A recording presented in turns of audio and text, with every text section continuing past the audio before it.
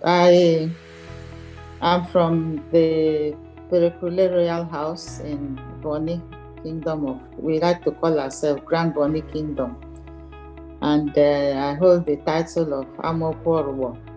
That is a woman of substance, a woman that has made achievement. There are also men, they are called Amoku Senegal. So they refer to me as Amoporwo, Amal Iyingiala Pepple at home. I went to school in Port Harcourt in an Anglican primary school. And when I finished, unfortunately, before I finished primary school, my mom passed away at the age of 36. So that created a little problem for us, for my brothers and I.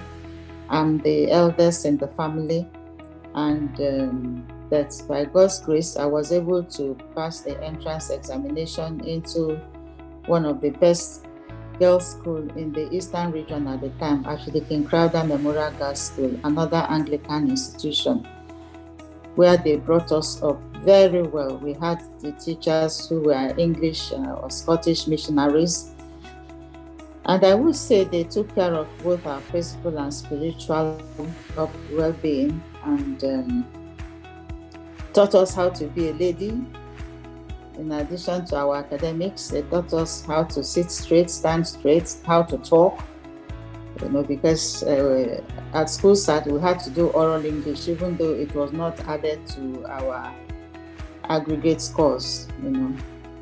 I came up with grade 1 at the time, and then I got married quite early. Then I did my A-levels in the UK and came back here to go to University of Ife, where I studied political science. I used to admire those who in C-SPAN. I used to watch the US Assembly, and I used to watch Question Time in the UK Parliament, and I was very excited by the way they argued things and they spoke, and I was hoping one day I will be like them. But I believe God had another trajectory which He had planned for me. I've known Miss Amal Pepple for about 22 years now. Our relationship is that of a mother. I worked in this public service, and while she was in service, I served as her special assistant in the Ministry of Lands and Housing, where she was the minister. I was her personal assistant while she was the head of the civil service, and while she traversed about 7 ministries, I was working with her in the public service. When I finished at Ife, I went back to Rivers State. I did my NYSC. I did it in the Nigerian Broadcasting Corporation. And then I got a job as a lecturer in the Rivers State College of Education. I worked there for some time, but I remember one of my compatriots, he's late now, he kept encouraging me to go and join the Federal Civil Service. At some point, God created an avenue through late Professor Honoree.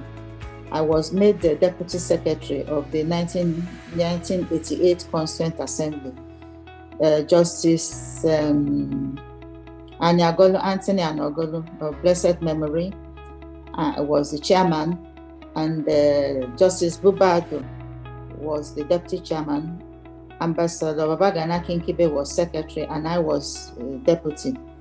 It was a wonderful experience for me. It was then I started to see Nigeria as it really is.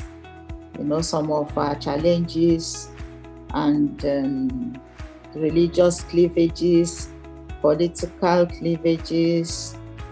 It was quite an experience for me just coming from Rivers State, even though I had traveled out, but it was a very strange experience for me, some of the things we had to go through. I will say Madam Pepple is a rare breed. She's a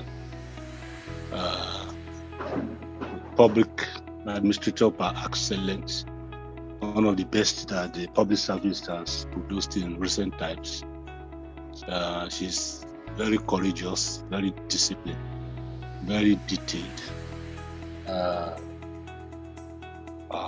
She focuses on maybe legacy accomplishment, and that's why that in the two places where she served as head of service and Minister of Lands and Housing and Urban Development, she served with distinction and served with excellence. Then at some point, they posted me to the Ministry of Commerce as a director. When I went there, they told me that they didn't have a vacancy for a director in their ministry.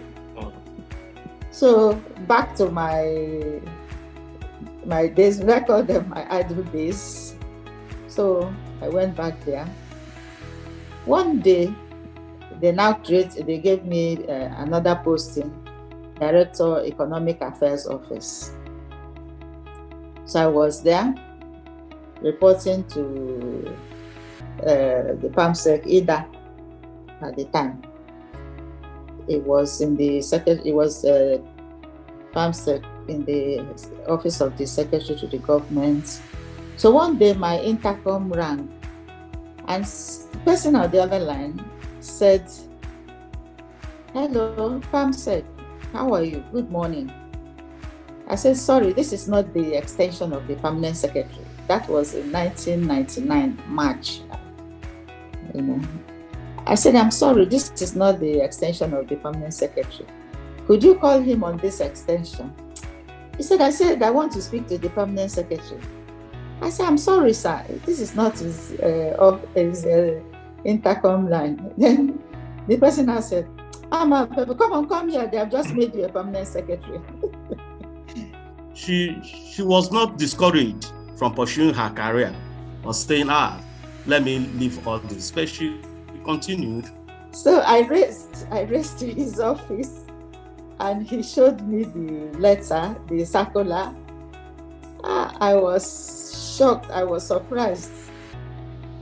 So I was posted to the Federal Civil Service Commission. That's where I was posted at the time.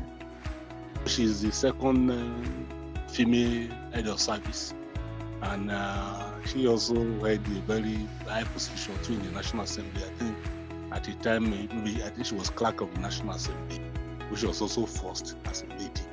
So the lesson is that you can be anything, you can be the best that you want to be, as long as you are focused like Amal Pepple, as long as you are disciplined like Amal Pepple, as long as you want to learn, continuous learning and development.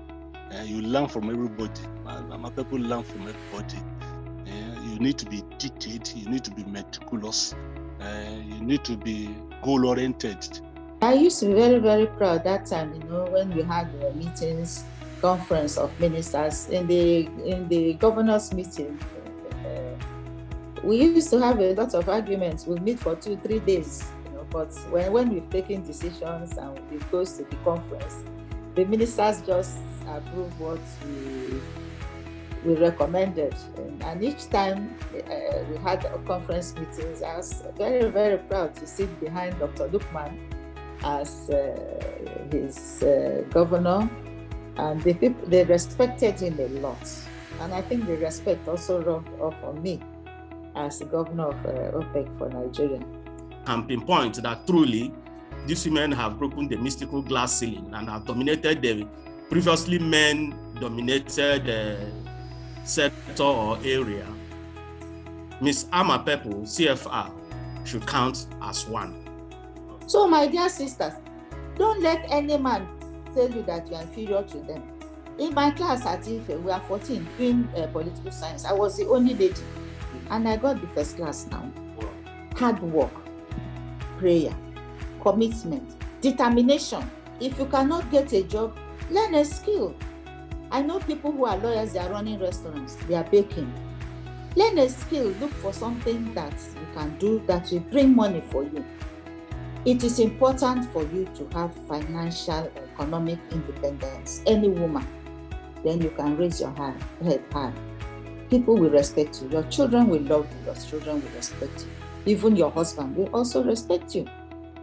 and your colleagues will respect you.